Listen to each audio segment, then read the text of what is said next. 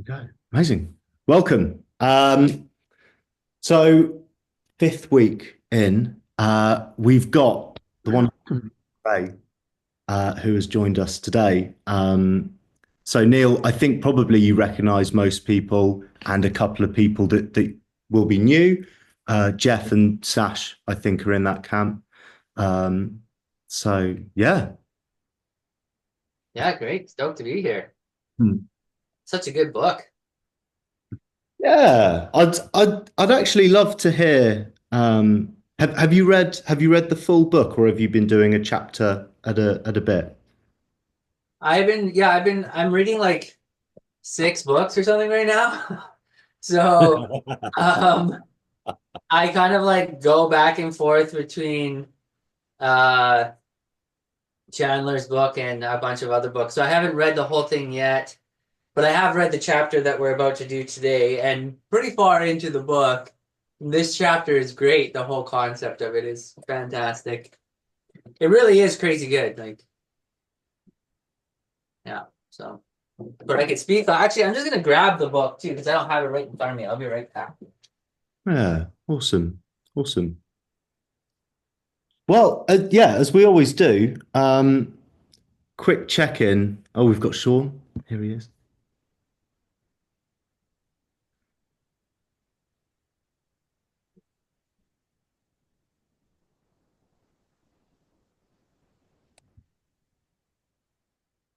Hello, Sean.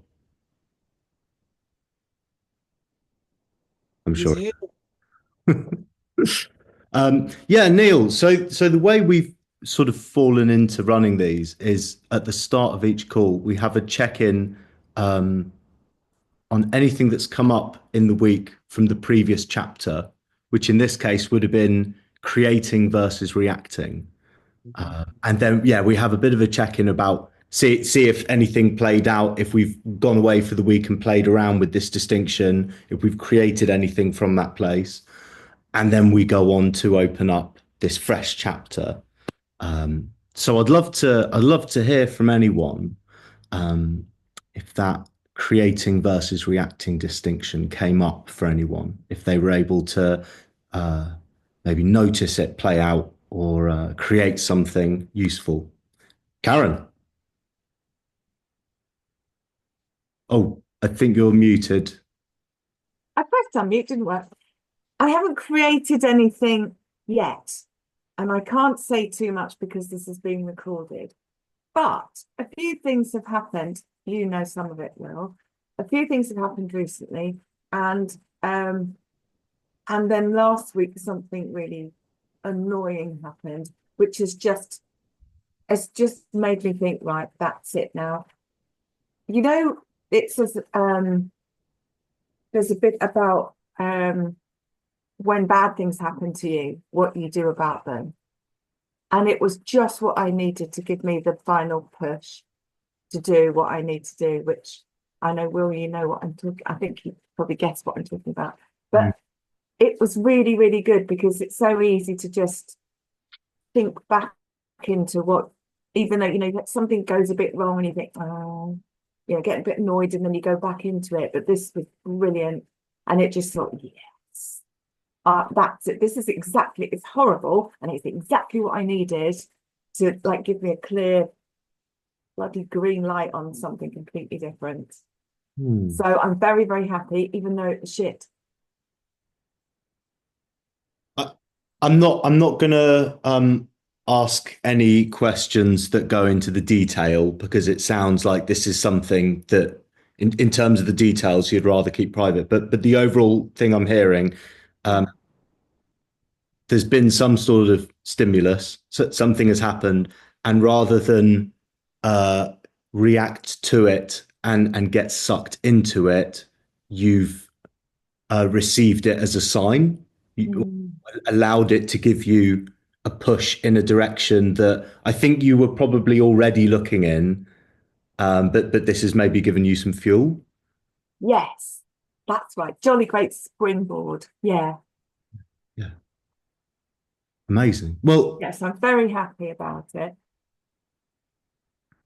and you said you haven't created anything yet.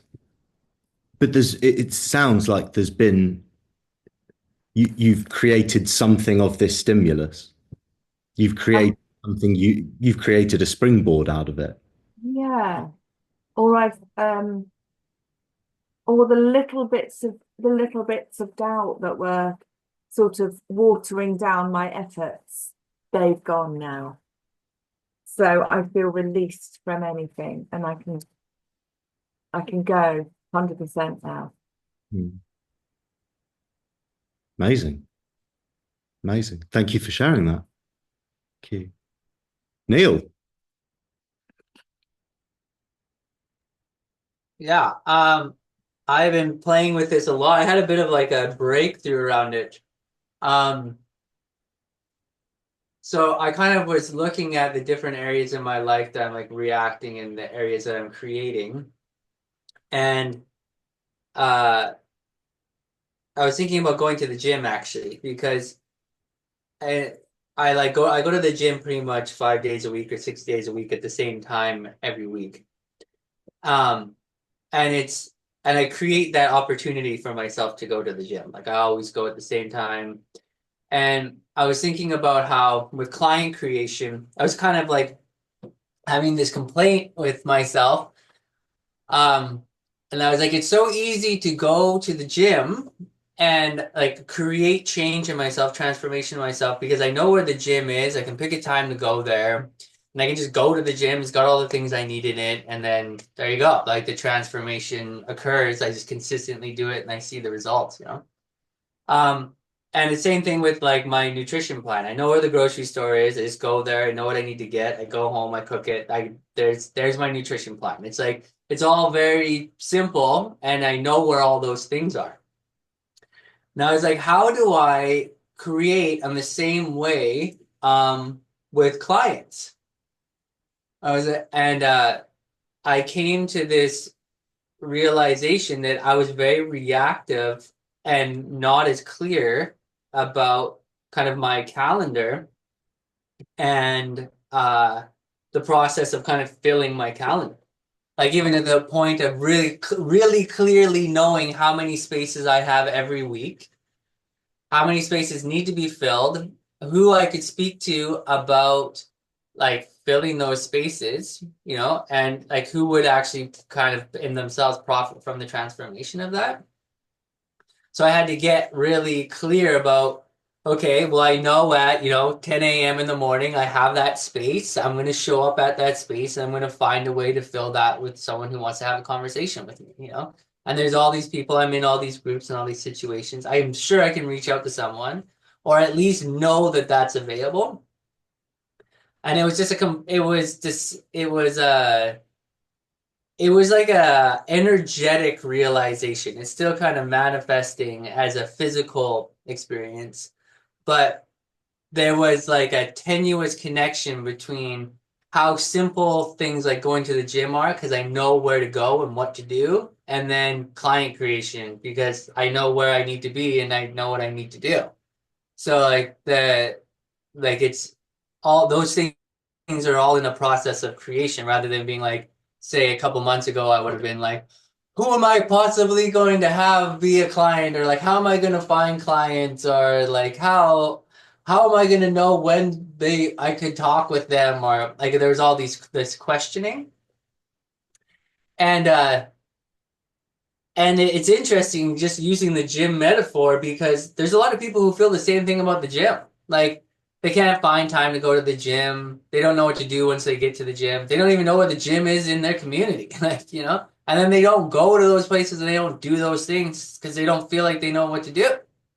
Um, they don't know what to eat. They don't know what they might not even go to the grocery store. Like they just go and eat out. And when they do go to the grocery store, they just buy kind of crap food at the grocery store. So like I hadn't yet realized that I had a system in place that worked really well for the gym and for the grocery store that other people don't have. I had created that for myself, you know, out of the opportunities. Like you could go to the gym and just do a terrible job too, right? And not have a transformation. Like it's about like your perception and what you've learned and what you've asked for help on and all these things. So I can look at the gym and go, oh, that's simple that I could do that. It's easy to transform and create in that place. But that's because it's easy for me because of what I've chosen to do.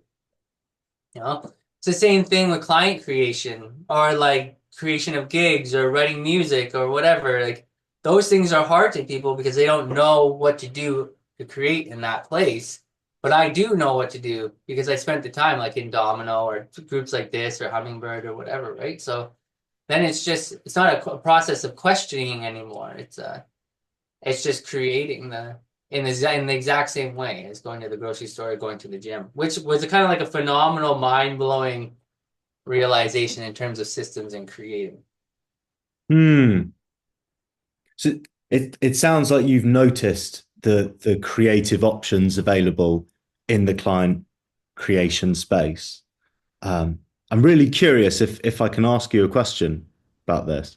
Like you mentioned that you noticed previously that you had a more of a reactive relationship with client creation. What what did that look like? How did you reach the conclusion of calling that reactive rather than creative?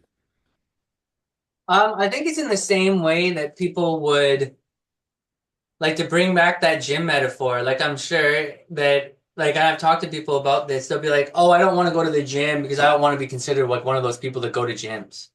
You know, like or like I don't want to think about my diet because I don't want to be considered a health nut. Or like there's all these impressions that you get from um uh like, oh, I don't want to be an entrepreneur because I don't want to struggle, or though like there's these kind of concepts that get superimposed over top of many different things in life. Like I don't want to be a musician because they're just lazy. Like there's lots of outward social perceptions of a situation that just simply aren't true once you get inside it, you know? You can find your own individual uh way of looking at things. So I think that when I was looking at client creation, uh, what I was what I was reacting to was this impression I thought that I was going to create. Like in the same way as becoming a gym person, you know, like some gym buff guys, like all they think about is like their macros or some kind of stuff like that. But that's not me, right? Like just because I go to the gym and I have a diet plan doesn't make me into some steroid head or something like that. Same thing with like approaching people to have an invitation to have a conversation. Like that's something that's useful for them. But if I react to the idea of what a salesman is to other people, then chances are I'm going to put these kind of blocks in front of myself. Hmm. Or if I react to um like blocking out certain times and saying I only have these times available, I might miss a client, so I just don't block out the times. Or like one that did recently was like I'm really trying to get my clients to book in advance. And I'm like, book in advance because if you have taken music lessons or done anything in life, like go to the gym or anything, consistency is where you're really going to see growth, and being like the leader in the conversation and really creating that for my client. Like you need to do more than book one conversation, and then not being reactive to the fact that they don't show up on my calendar, like text messaging and emailing them and being like, hey, as part of my service, this is me telling you book in the calendar, you know, and getting on people's case about it because it's actually useful for them, and not reacting to the impression that I might uh, make. You Hmm. know, like, oh, that's probably annoying, or he just wants more money from me, or all that's like, I don't care about that stuff. If you get the results that you're looking for from me, that we create together, then all that reactive stuff is like it's just bullshit that people, it's like this fog that society sometimes it seems to live in of all these like generalizations and stereotypes and stuff like that, that when you get past that and into the actual like into the room, like into the gym or into the transformational conversation or into a rehearsal space, you see the real thing that's happening, not what people like assume that it is. So Mm, That's what I mean by reaction, is kind of like cutting out all the noise and creating the results that I actually want, like creating how I want my calendar to be, creating how I want my client relationships to be, creating how I want my coaching business to look like, and my performance business to look like. Just like not allowing it to be something someone else creates, just pushing through that stuff.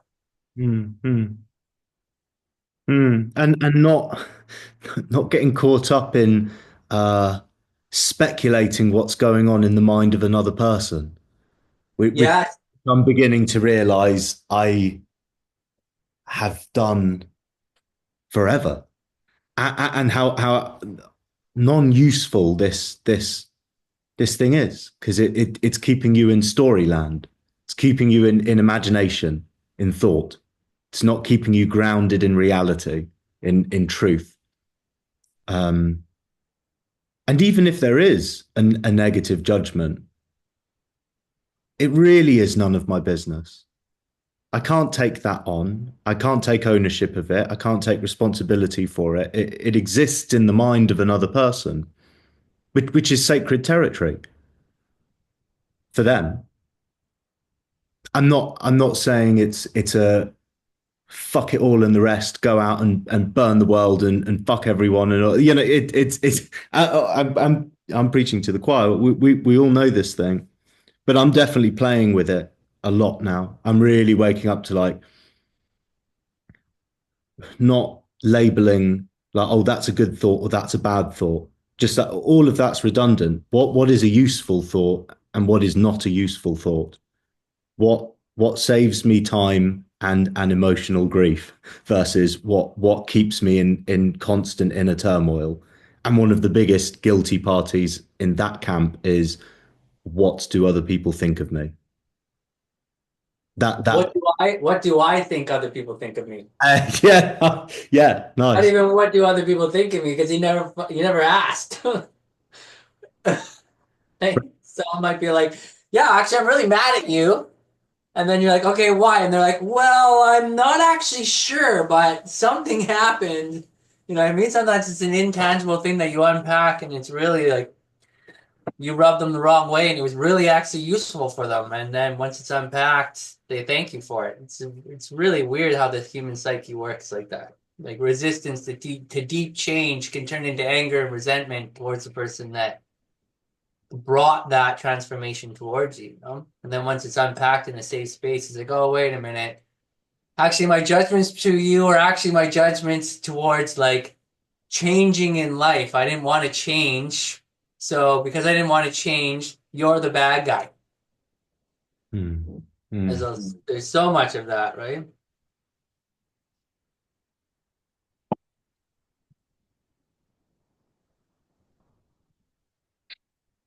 There's something big that comes up in that. I realize as well that we're going off on tangents, which I think is really beautiful. So I say we run with it, and we get to the chapter when we get to the chapter. If anyone wants to jump in, hands up. Dennis, I see the hands up, and I'll share this, and we'll circle around. Um, like what I think, being really clear on what is it people are actually reacting to is really useful. Um, I've had lots of conversations when I've been coached about relationships with yes and no. Neil, we had an incredible conversation about yes and no in one of your book club calls. Um, and I frequently have the yes and no conversation with clients of my own. Um, and the relationship that we have with both of these, and the emotional charge that seems to be attached to using, well, either using these words, saying yes to something, no to something, or receiving those words, yes and no, and what comes up for us.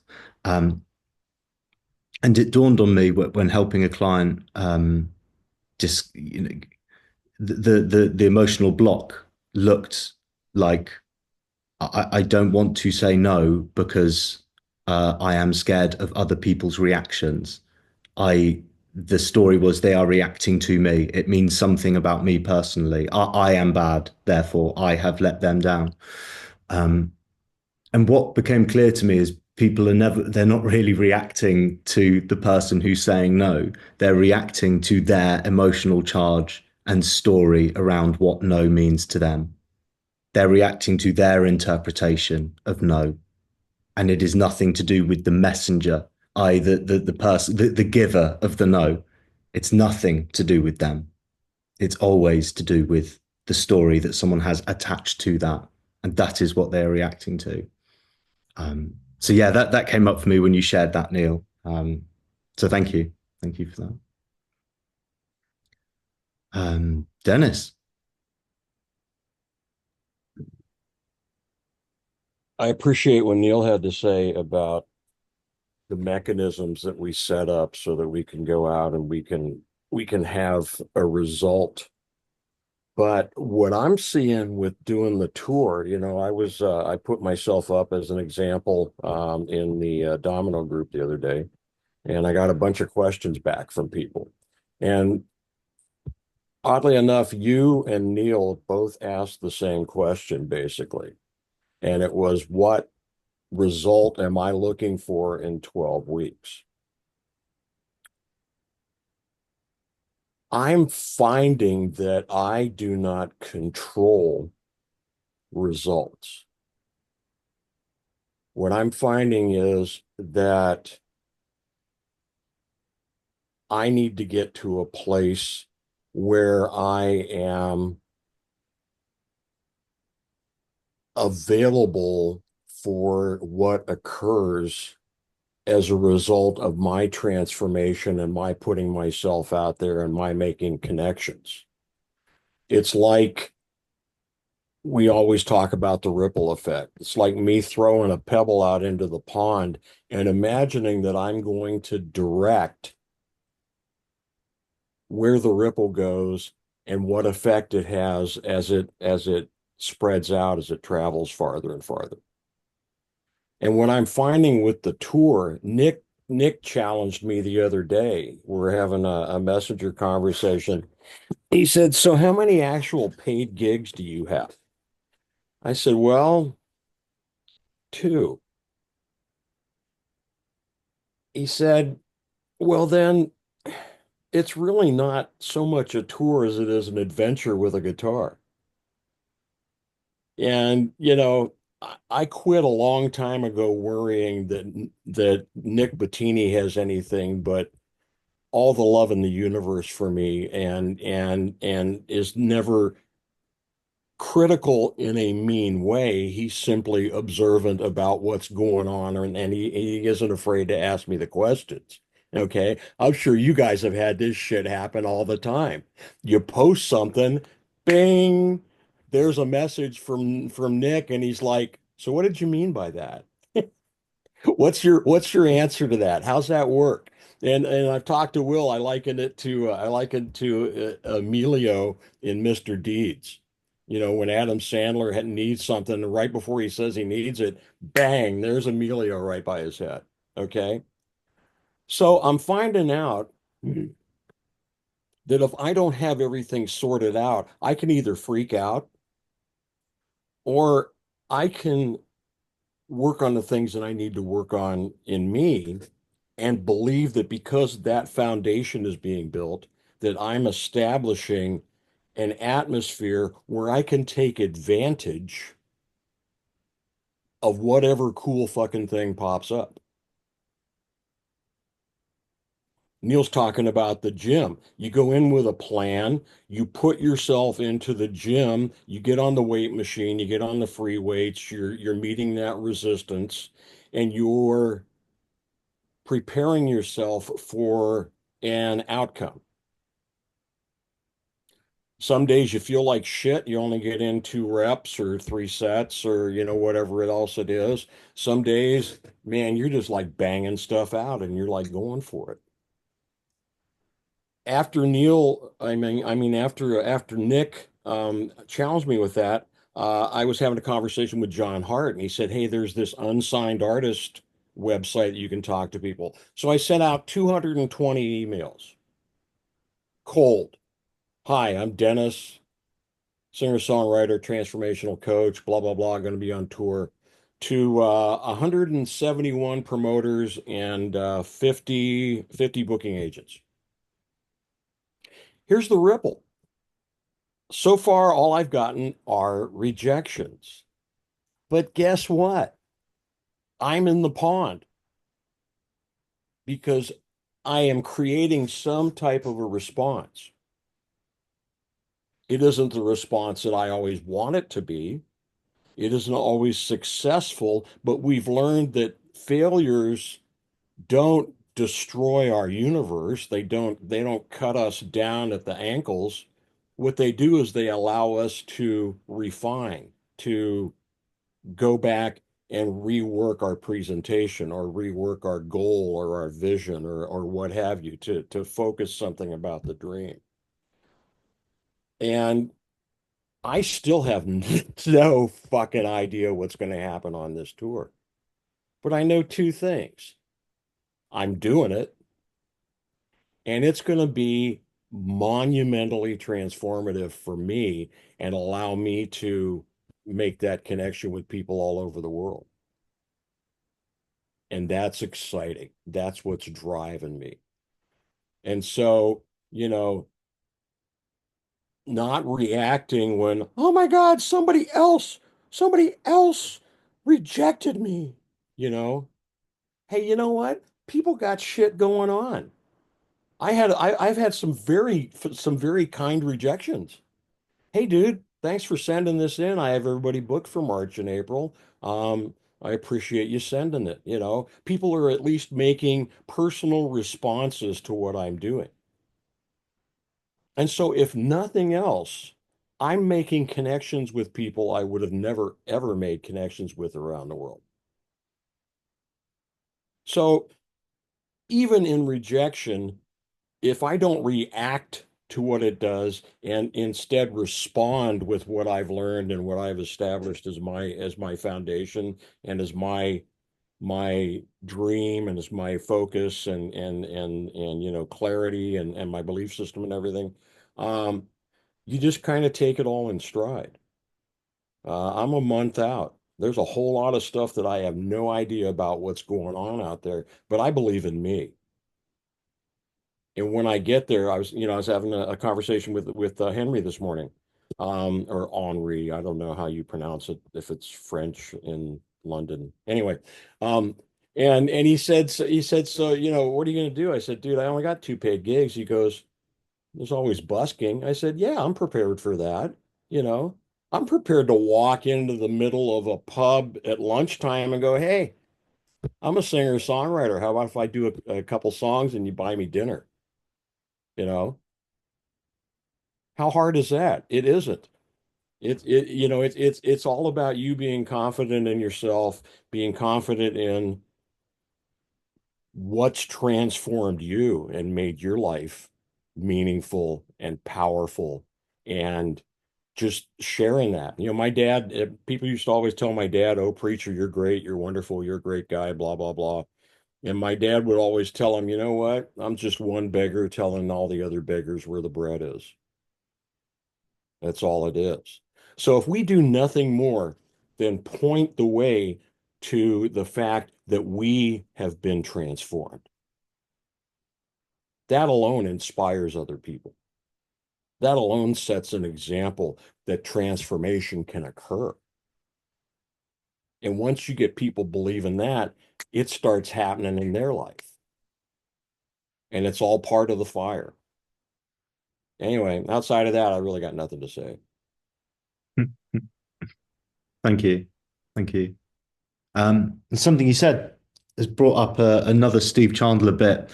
And at this point, I can't remember which book I read it in. I'm reading two of his at the same time. It could be either of them.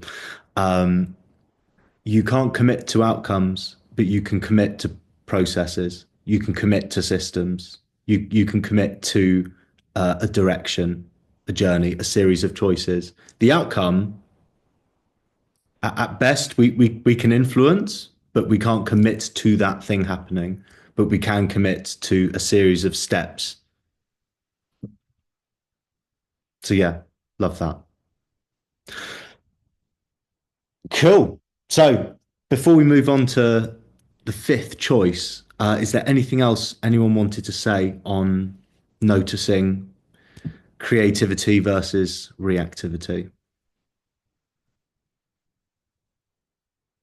Awesome. All right. Something versus nothing.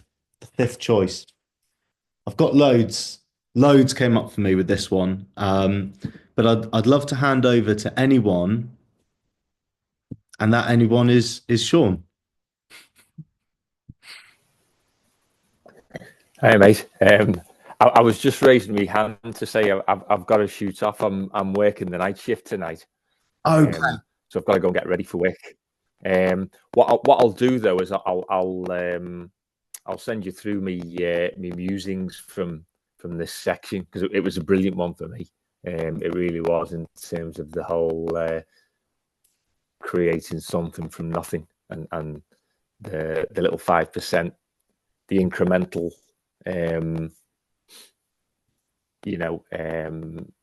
One step at a time type thing, was brilliant to read, and how we do often sort of see something that's over the horizon, and we gaze at it from afar, if you like, and wonder how we're going to get there, without realizing that actually the simple process of just taking each of the individual steps will get you there. It doesn't have to be that massive leap from over tall buildings and what have you, with your undies on the outside. Amazing, man. Thank you so much. Yeah, I'll send it through. Yeah, Would I've just got to go in there. Would you be happy for me to eat if you send like a voice note? Would you be happy for me to forward that on to everyone? Oh, definitely. Yeah. I thought, it'd be useful to, so people see that I can write in English even though I speak in Scouse,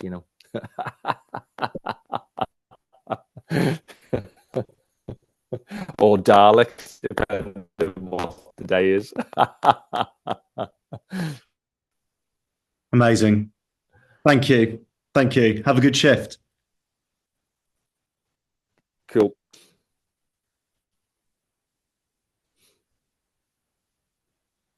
Awesome. Yeah. Did anyone else want to open up with something that came up for them? Sash. I'll happily go first. I think the 5% was the biggest thing that really stood out to me.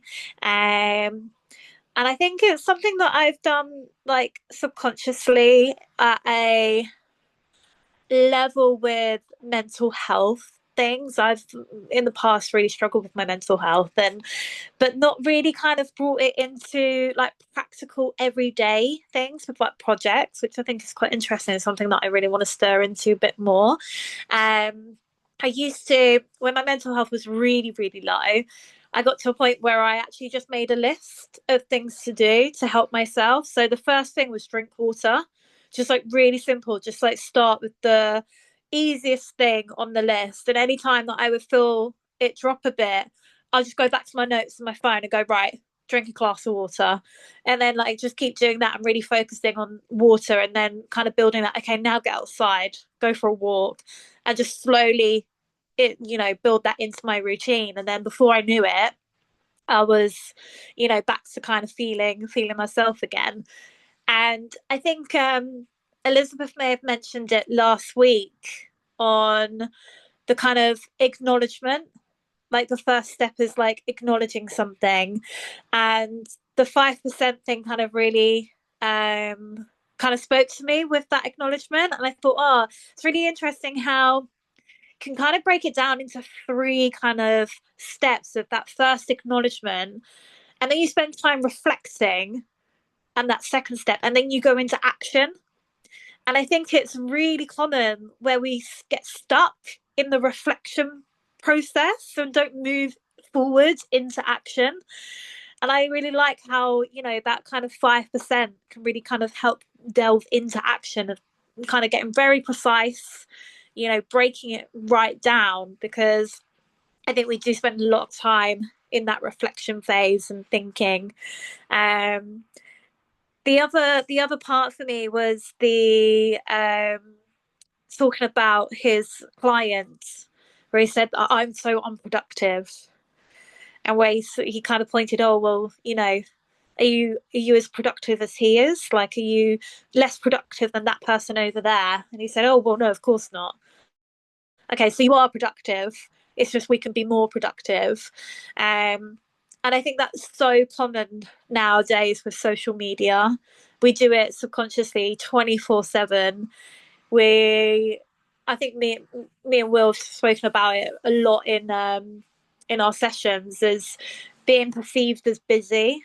I'm busy, so I'm doing something and I'm being productive, and how we measure productivity and what that means. And that means it can mean different things to different people.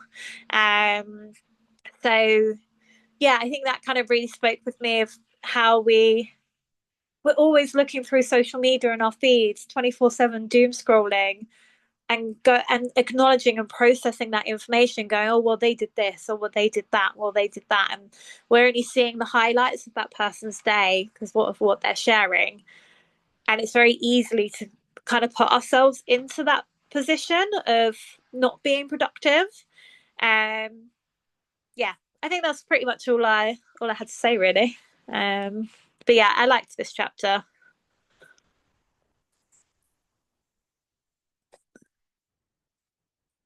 Oh, you're on mute, Will. Amazing. You missed my acknowledgement. Thank you for sharing. There's loads. There's loads in what you've pointed to.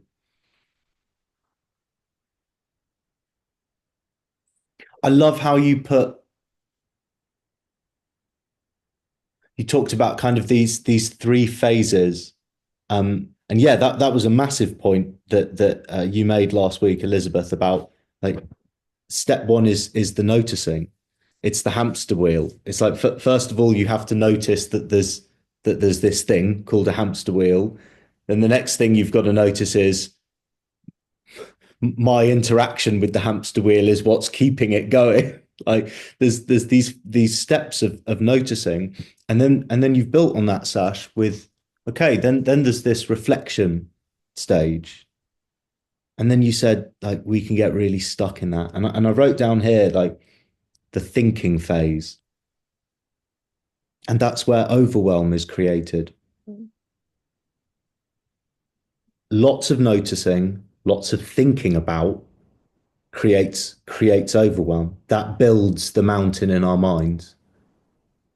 And the lack of action, that's like a plug that just keeps it stuck, and it's just building and building. And then we're going about our days in our heads. I call it the thought pancake. So you end up with just thought on top of thought on top of thought on top of thought. And then some people call that being busy. They're like, well, I've got a really busy mind. I'm busy all the time. It's like, I don't know. You think a lot. I'm not speaking to anyone in particular, purely hypothetical. But that was a big thing I noticed in this chapter, or at least what came up for me is how is overwhelm created? And this is part of it. And it's really interesting. You see it as this sort of linear, all right, this is the bit where we get stuck. And I suppose, there's useful thinking, there's useful reflection, just so long as we, I suppose, keep an eye on from noticing to action, how efficiently am I moving through that? Am I allowing flow, or am I actually plugging myself up and Yeah, and the more that you are aware of it as well, the easier it is to kind of go through that process, and the quicker it is as well. I remember having like low periods of time where I kind of practicing that kind of, okay, I've acknowledged, okay, I'm in a low point, right? Let's reflect about what kind of maybe caused it, or what's happened in life, and then going, right, now action, start drinking a glass of water, and went through my list. And then it will come back again, and each time I went through that process, the transition between the phases was shorter and shorter because I was kind of being self-aware and practicing that kind of process. And I think we can do that in everything. The same as I'm a very messy person. I'll hold my hand up to it. And I actually have to, I'll write in my diary of lists of things to do, 5 minutes to tidy up before bed. And I'll be like, okay, 10 minutes, 15 minutes. And I'll do it maybe like 10 minutes in the morning, in the afternoon, before bed. And then when I can feel my brain starts processing that, I can realize, feel a shift of when I put something down, I go, oh no, I'll put it in its place. And you can feel that kind of transition because it is at the forefront of your mind and you're kind of providing it space as well in your mind. Can I challenge you on something? Yeah, go ahead. It sounds like you've been a messy person. Doesn't sound totally accurate to say I am a messy person. I'll probably shift in and out of it. It comes and goes, but definitely better. Yeah. Love that. Love that. Is there any more you want to say? I think that's everything. Yeah, that's all. Amazing. Thank you. Neil.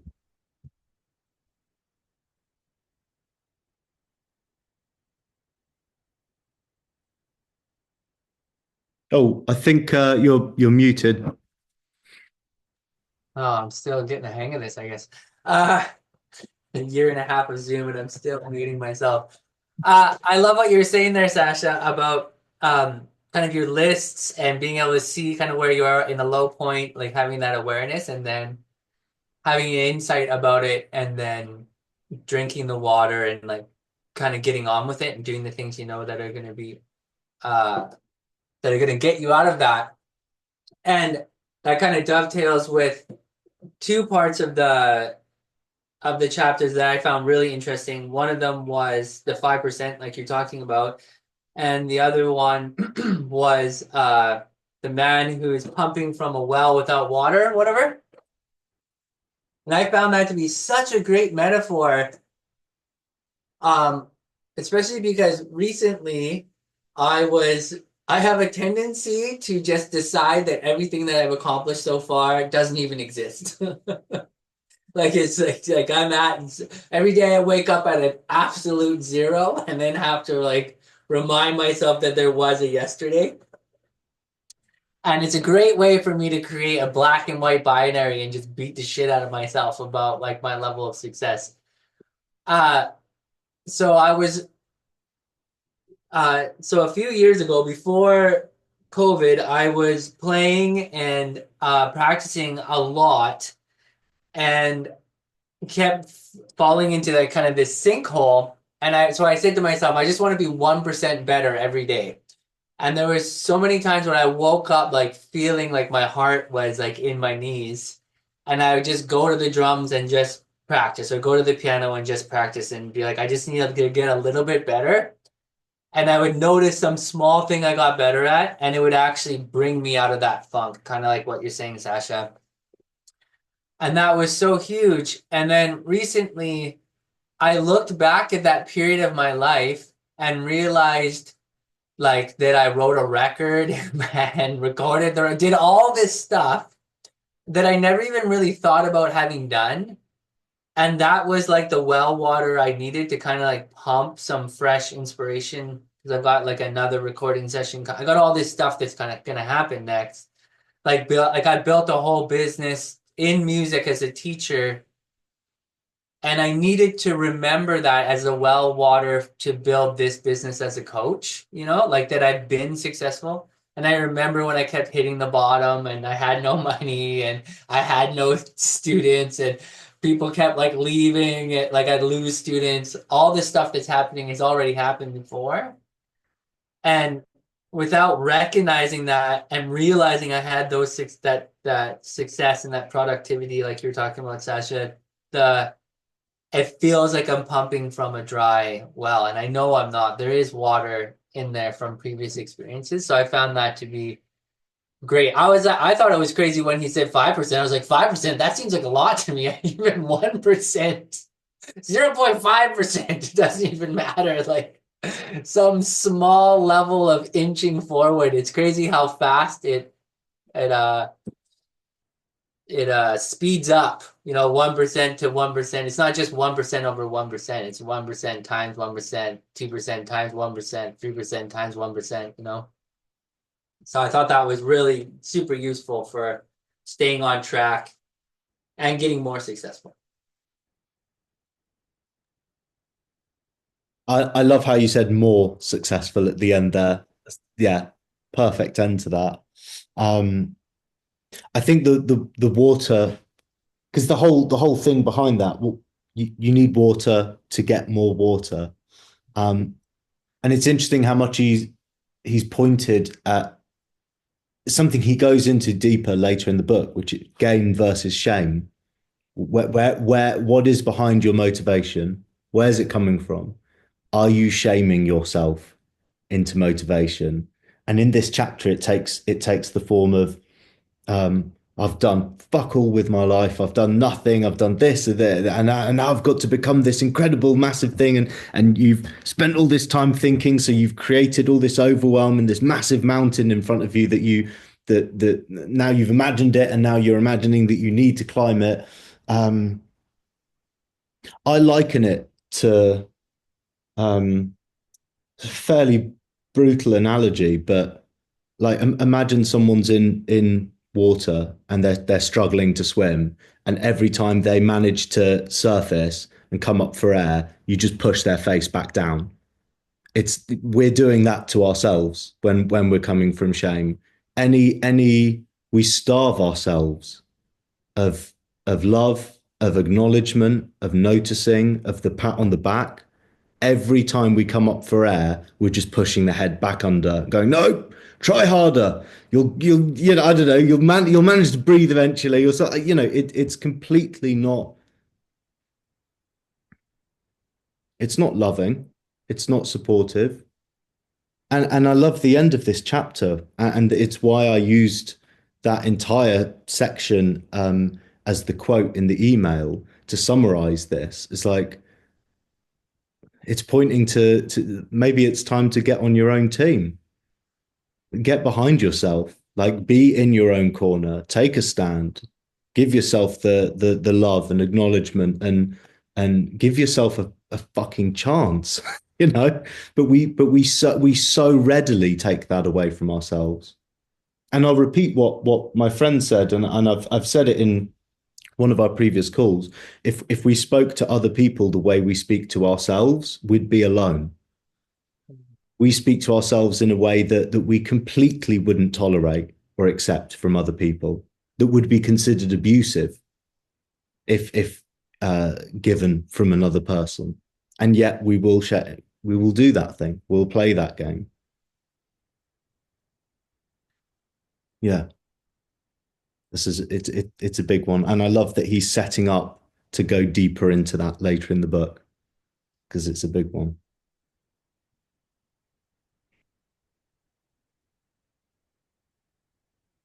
Was there anything else, Neil, that you wanted to share?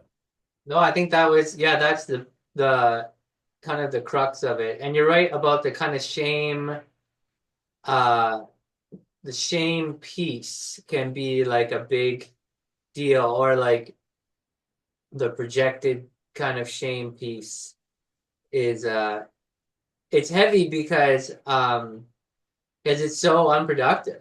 Is like I think it's the biggest thing about it. It's like, oh man, it's all the time you think about beating yourself up for whatever reason is that you decide to beat yourself up. It's like you're leaving money on the table, and experience on the table, and friendships on the table, and all this kind of stuff. It's like, it's such a interesting thing. And then when you do kind of choose to become like your own attorney, like your own defense team, and build a body of evidence that shows that you are like a good person and that you have success and all those kinds of things, it is extremely useful because so few people, like you're saying, have created that for themselves. There's very few people who are on their own team. And then also, if you were to extrapolate that into the world, it turns into a worldview.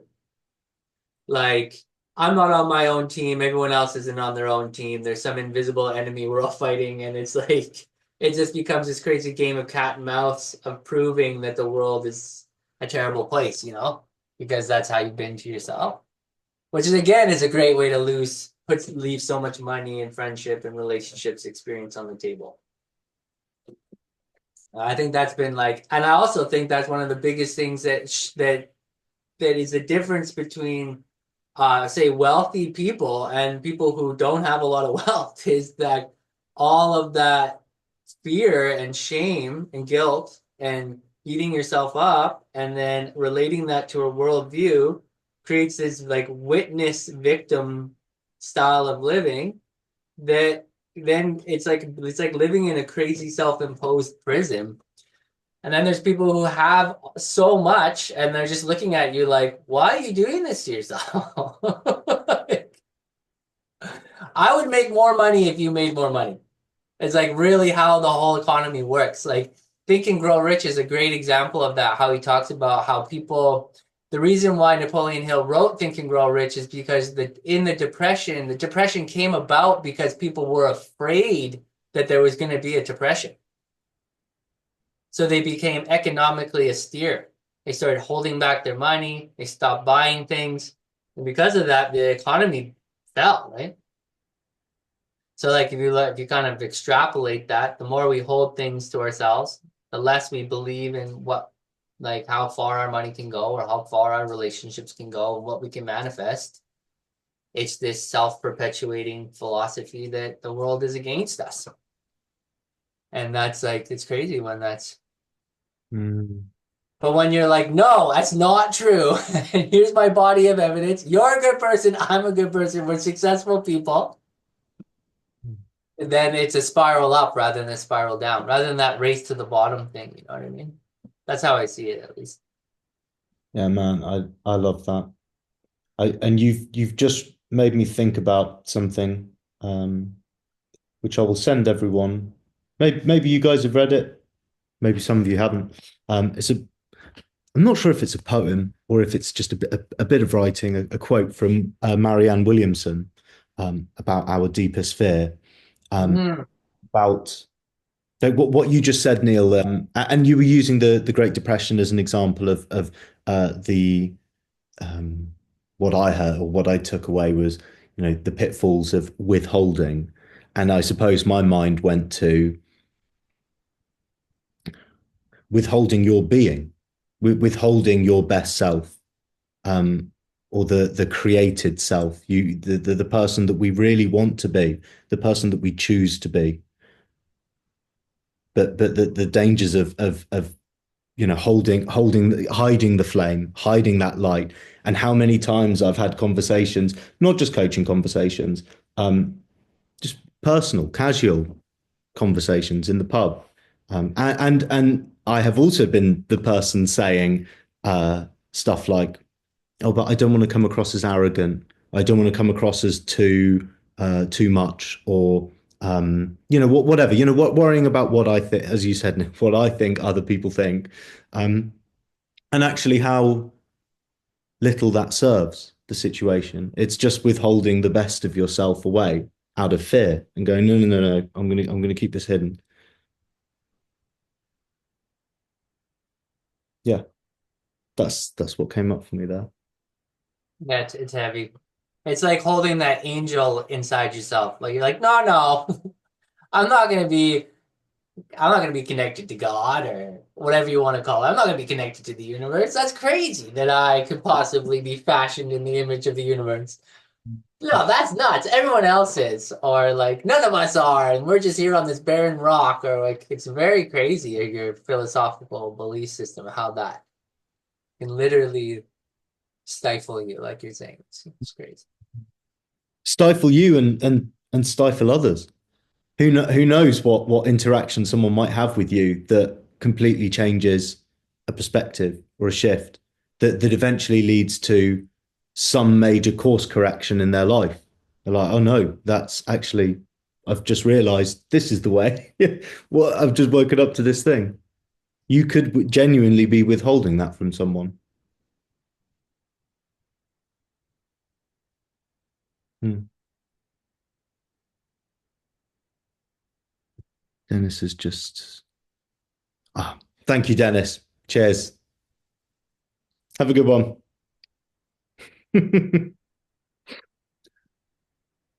Elizabeth, I'd love to hear from you.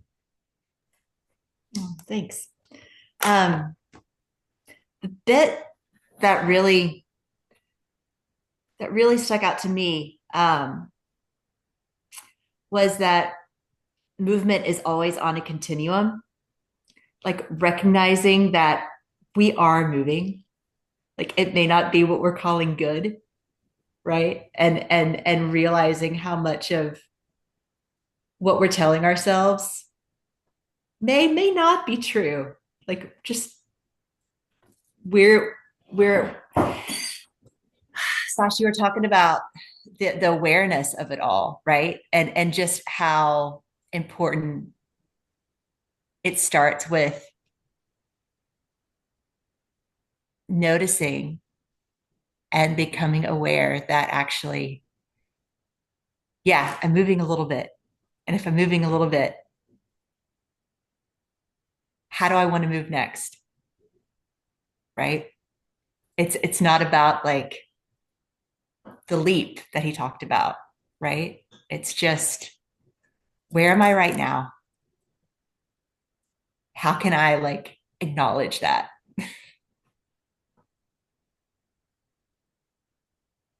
How do I move next? So yeah, the continuum thing was really helpful for me. Movement is always on a continuum.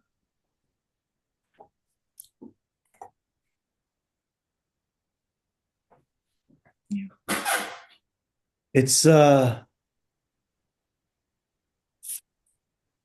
think this chapter is basically going to war with the like polar thinking. Mm-hmm.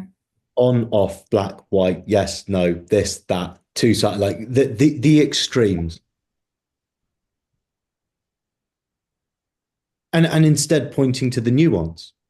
So what's more true than, all that way or all that way, all or nothing? Mm-hmm. And funnily enough, I just caught myself saying all or nothing. I hear that all the time from people. I'm a very all or nothing person. I'm all or nothing. So you're blind to everything that exists between the two things. So you're going to just hang out in the extremes, all or nothing. And so if there's a bit of something, we might miss it. Yeah. Even like as you're saying, even if there's a bit of movement, something's just shaking a little bit, we might miss that if we're too busy hanging out in the extremes.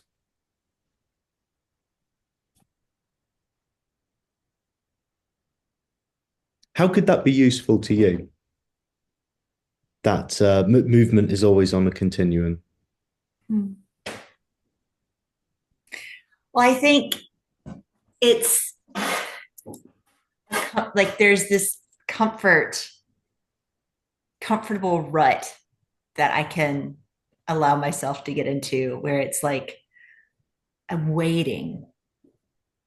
I'm like, actually, am I waiting? Is that actually true? Like right now? Like, how am I actually already creating what I want to create? So for me, like right now, I need to remind myself. I want to remind myself of that.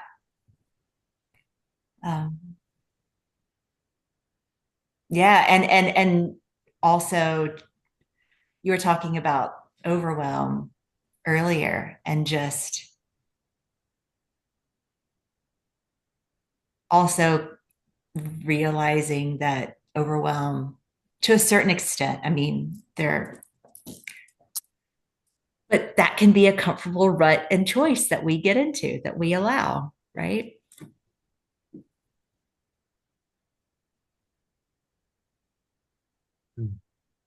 So I think for me, it starts with,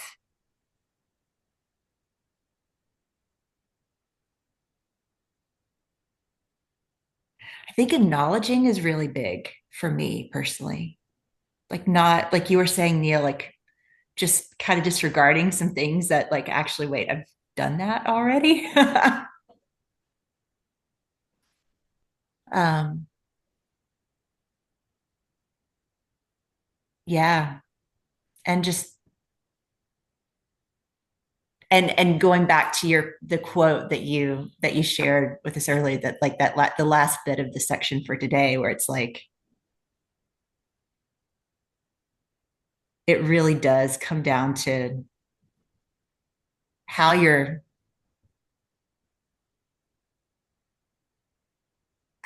talking, like, how do I allow myself to talk to myself, right? Advocate for myself.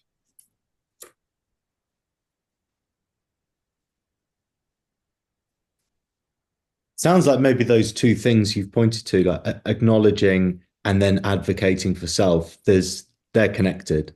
They're Absolutely. in the Oh, same. absolutely. Yeah.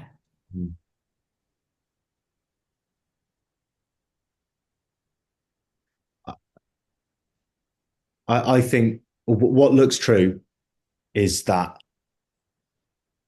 that's one of the highest points of leverage anyone could ever have, is their relationship with self. And it was you, Jeff, who it was something you said a couple of years ago that woke me up to, or began a journey that I started going down. The first relationship is with yourself. I don't remember if those were the exact words, but it was to that effect. And it's one of those statements that once you hear it and digest it a bit, it seems like a no-brainer. It's like, oh yeah, well, yeah, but until I just hadn't seen it. I was blind to it until it was really pointed. It's like, that's the first relationship, and then all other relationships occur from that place. So, oh wow. But being on your own team, I think, is, talk about sort of being versus doing.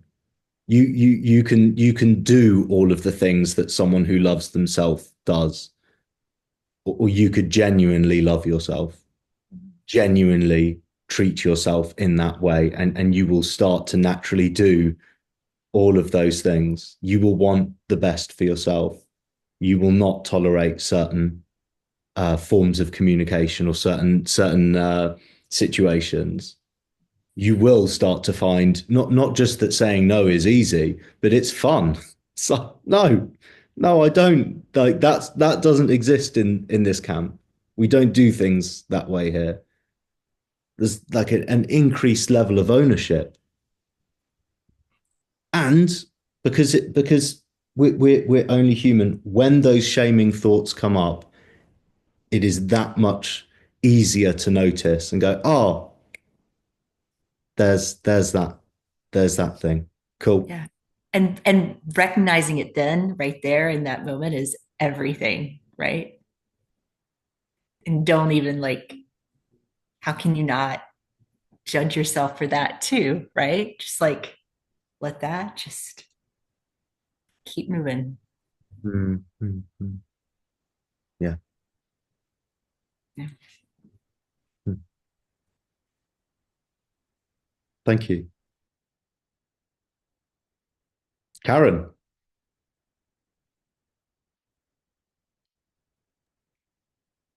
Well, thanks, Will. You just said what I was going to say, so cheers.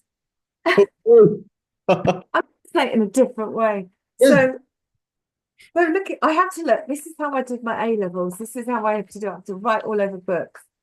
So the thing that I really liked, especially considering how I am, the point I am in my life, is there's a big change coming, and there's sometimes when I get caught up in the I don't know that it's even possible. For me, it's too much and everything. And I love the idea a bit and what you said, Neil, at the beginning about having a system. And this 5% is, the small increments, just doing the doable and then trusting that system. And, that famous quote about we overestimate what we can do in a year and underestimate what we can do in 5. And it is literally a process that we need to just trust it and just keep moving. And if we keep doing that, the growth will be exponential. Even 1%, as you said, not even 5. So that, I just love that. I love the fact that it's a system and that we don't have to get caught up in it. Like cleaning your teeth every morning is non-negotiable.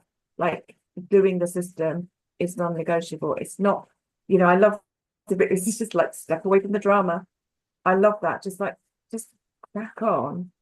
And the other thing, I'm thinking that we're made in the image of the Creator God. That's how I see things. And so when he said to produce something, you have to start with something. I'm looking around the room and thinking, well, like electricity harnessed. I suppose it existed. There's things that didn't exist before they did exist. There's this flash of inspiration. I'm looking on a computer screen right now, and that didn't exist. So it's not true that you have to start with something the same, like, oh, I have to be a bit productive to. I think that's really useful. I'm not saying it's not great, but you don't even have to have the same thing. You just need to have, number one, possible is an idea. Number 2 is the hope, or number 3 is the love for yourself.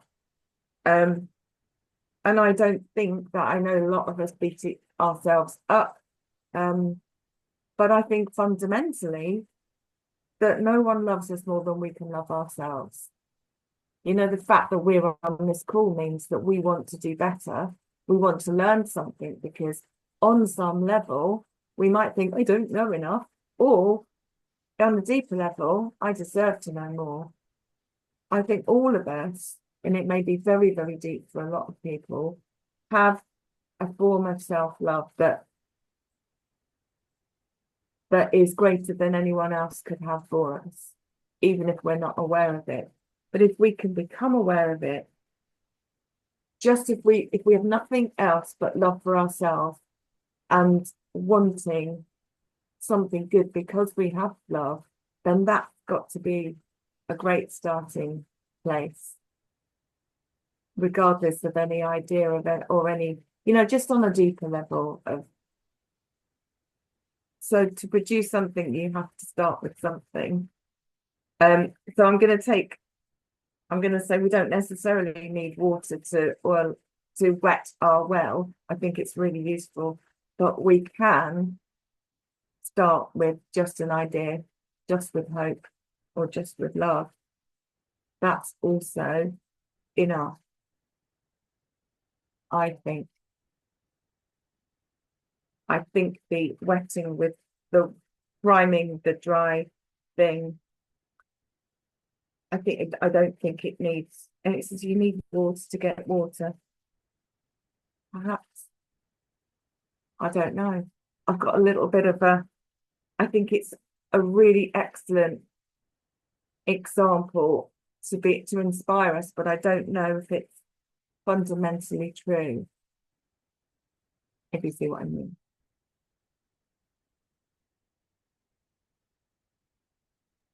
So if I've heard, I want to check that I've heard you right. We don't necessarily need a bit of the same thing. Say, I want to be more productive. Notice where you have already been productive, i.e., some water in the well to get more water out. But that an idea, hope, or love can be in that place and have the same effect. Is that what I'm hearing? Yeah, I think so. I think when God created the world, there was no world, but he had an idea, he had an intention, and then he used the words, and the words created the world. So, and if we're made in his image, then we can create from a thought, and thoughts become actions, and actions can end up in physical form. Because there are new things created all the time, aren't they, that didn't exist before. You know, we live in brick houses or wooden ones if you're elsewhere, but you know, that wasn't always the case. You know, sometimes we, you know, like until it was. So I think it's a lovely idea that I think living in the world that we do now, there's enough evidence in our lives to say, look, you've done this before, it just looked a bit different. You can do that, you know, just enough to give us confidence. But if we're going to be super creative and do something radical, I don't think we need to limit ourselves.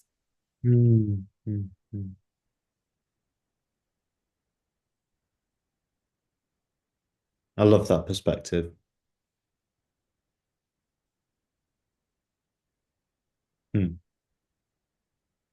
I suppose that's pointing at, yeah, a lot of this is do the doable, is pointing to that. Is there a something in what you're saying, you know, do what looks impossible, or do the inconceivable? Is that what you're talking about? When I think it may result in that, but I think do the doable is lovely, and it's probably how most people could get benefit. I just think there are some people who have exceptional impact on the world, and they create, you know, like the big paradigm shift kind of creation. Like, where did that come from? I don't know. It must have come from some idea, but it's nothing that has already existed. So I think that's also possible. I think for most of us, we're going to be living in the, I've done a little bit of that, let's do a bit more of that, know that I can do that, so I can therefore, you know, cross-pollinate to this area, and that's good. That's a system, I can work it. And most successes, you know, he says is that kind of idea, but I do think there are some exceptional creative individuals that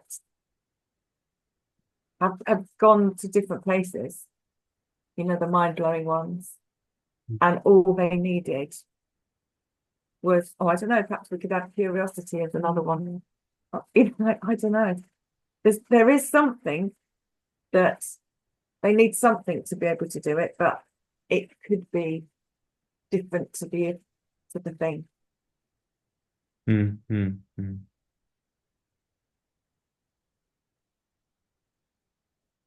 That's given me a lot to go away and have a think about.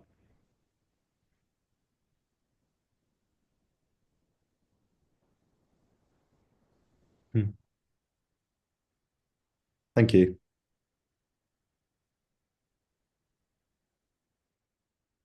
Jeff. Hi. Thanks for that, Karen. Just nothing to do with what I was going to talk about, but I actually think that everybody here has it in them to create something quite exceptional. And we may not just have come across it yet, and we don't know what's around the corner. And what does help us is seeing other people that are doing exceptional things and creating things. Probably come across the Bannister effect from Roger Bannister. Will shaking his head not. I have not heard of that. Really quick story, because I'm aware. Yeah, just look at the time. So in May 1953, Roger Bannister ran the first recorded sub 4-minute mile. People may have run a sub 4-minute mile before, but this is the first recorded one. That same year, I think it's something like 16 more people ran it. Before that, it was inconceivable. But once they knew it could be done, they did it. So I'm digressing a little bit from what I was going to say, but I just thought, Karen, it's possible. anything is possible, and you just don't know that little spark of inspiration may come to you as soon as we come off this call, and you create something that's never been created before, because I just believe it's in all of us. Anyway, so thank you. My thoughts are very similar to a lot of you. And Neil, I'm absolutely with you on 1%. I looked at 5% and I thought, bloody hell, that's generous. I actually registered a domain name called 1% today, because the incremental possibilities are just unbelievable. And there's lots and lots of evidence to show that if you do something 1% better, then the cumulative effect is significant. There's just loads and loads of examples. So they're easily available if you want to search for them, but there's lots in sport, there's lots in music. You know, in music, there's the power of one fan, you know, or the power of 100 fans if you want a power of 100 fans. But if you've got one fan that's willing to spend 50 grand on you, then that's all right, isn't it? So yeah, 1% is plenty. If you want to get fitter, try walking outside, try going outside and going for a walk and just do one step. I think it's highly unlikely you'll go outside and do one step. You'll do 3 or 4 or 5. So just believe that it is possible and it happens. In fact, it takes me back to the self-talk stuff. There's a phrase I picked up probably 25 years ago: what you think is what you create. And what we tell ourselves will become true. And I know we talked about this in a previous session, because I'd written a newsletter about the voices in our heads, and just be kind to ourselves a little bit more, just a little bit more, that 1% maybe, and it will just make a significant difference. There's a few more things from the book, but I'm just going back to something, Will, you were talking about, the black and white stuff, the all or nothing stuff. I'm an MBTI practitioner. In case you haven't, does everybody know MBTI, Myers-Briggs Type Indicator? It's a psychometric tool. Yeah, Sash. And Elizabeth, yeah. So it's a psychometric tool, and the essence of it is it gives you an insight into how you behave in certain circumstances. And the beauty of it for me is that it doesn't say you are this or you are that. The suggestion is that you are more towards one than the other, one thing than the other. And there's 4 pairs of what they call functions, and the first 2 are introversion and extroversion. And that the terminology when it was first developed isn't introversion and extroversion as it is now. It's the way we energize ourselves. And in the tool, in the way that we approach it, it's not saying that you are introverted or you are extrovert. You might have some preferences that take you more towards one than the other. And the reality is, even if somebody has a preference for introversion, it's absolutely possible to behave in a way that is extroverted. So a lot of comedians are introverts. A lot of trainers have a preference for introversion. So we sometimes put ourselves in boxes and we say, I can't do that because. And that's a story we've made up in our heads. We make so much stuff up in our heads that we believe is true, and the truth is it isn't true. We just made it up. In fact, most things are made up. And when we start to recognize that, then it, in my mind, it starts to create possibilities. And it gives something my wife and I talk about a lot is hope. Just create hope for me, for the people around me. And lo and behold, you'll start to see things that will take you towards that hope. And just one last thing, which I sort of think links into a lot of what we've been talking about. And another favorite phrase of my wife and I is, everything's difficult until it's easy. And it just applies to so much. And once you accept that, yeah, it's going to be difficult at first, but surprisingly, the more you do it, whether it's 1% or 5%, the easier it gets. So it takes you on to that I'm so lucky. Well, you're only lucky because you created that. You practiced, you put in the work, you got up in the morning, you've done something about it, rather than saying, oh, I'm never going to get there. So in my world, everything was difficult. Some things still are difficult, but I know that I can make it easier.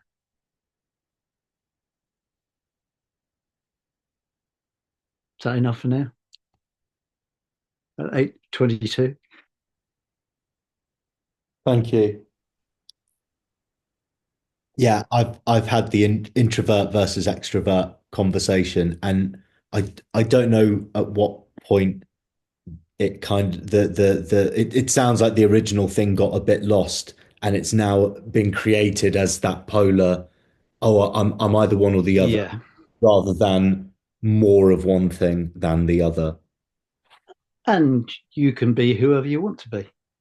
Inside you, your personal values and ethics may be fairly consistent and similar. It doesn't restrict you to being who other people think you are or how you might come across in different circumstances.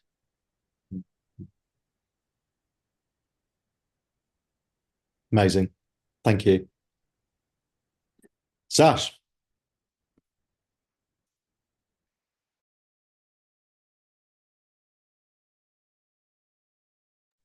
And I'm muted as well, apparently. As you said, I'll try and be quick. There was a few things that were like darting around as Jeff and Karen were kind of chatting, and I think Karen, based off what you were saying, is doesn't have to be the existing thing, but something else. I thought, oh, where he had the client for Bradley's like example of being totally unproductive. It's like what Jeff was saying, is that possibility, is that knowledge of having that possibility. And I don't have to have it in the first place, but it being available to you can be that starting point, as you said, like having an idea and being like, oh, I can do it, and I love that we were talking about the kind of relationship with self. Something I can't remember if I saw it in a video or read it somewhere, but it really kind of spoke to me. It was you're the only person on the planet that you're going to spend 100% of your time with.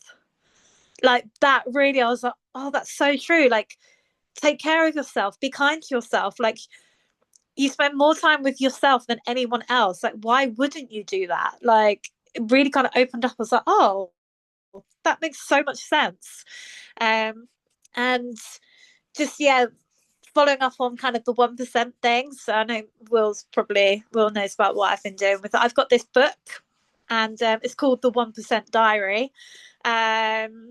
And it's created by Stephen Bartlett from Diary of the CEO podcast, and he's worked with kind of business owners and psychologists about the 1% kind of concept. And it's been actually really interesting. I'm on day 60, no, where am I? 41, I think I'm on. And it gives you like 90 days, and you pick 3 goals and you do 1% for each goal each day. So you have a non-negotiable 1%. And then you have 2 bonus 1% that you try and do, and then you calculate your percentages at the end of each week. And yeah, it's been a really great kind of experiment. Normally I'll buy a new notebook and I'll write in a journal the first day, and then I never see it again. I'll forget that I've even known it. But yeah, there's a few things that kind of you guys are saying that really kind of spoke to me. Is there anything you've noticed over the last 41, 42? Yeah, 41 days, yeah. Is there anything you've noticed?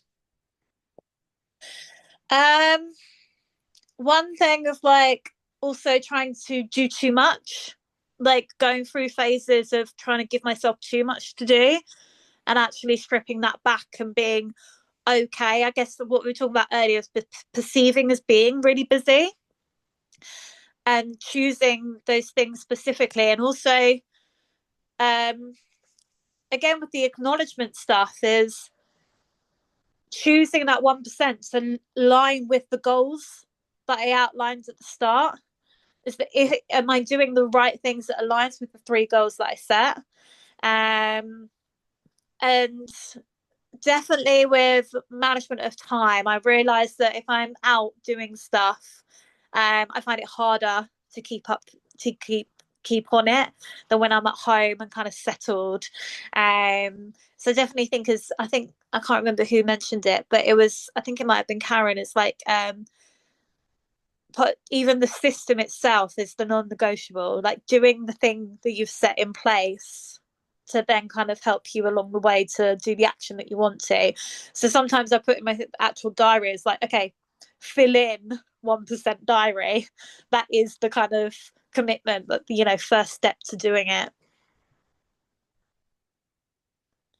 Amazing, amazing.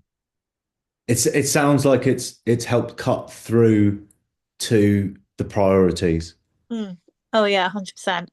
Cut the bullshit out of the calendar. It's like actually, what is the highest leverage thing? And I suppose there's tracking built into this as well, an ability to look back and be like, okay, this last week or fortnight or whatever, how aligned with the end results am I actually? A bird's eye view kind of thing.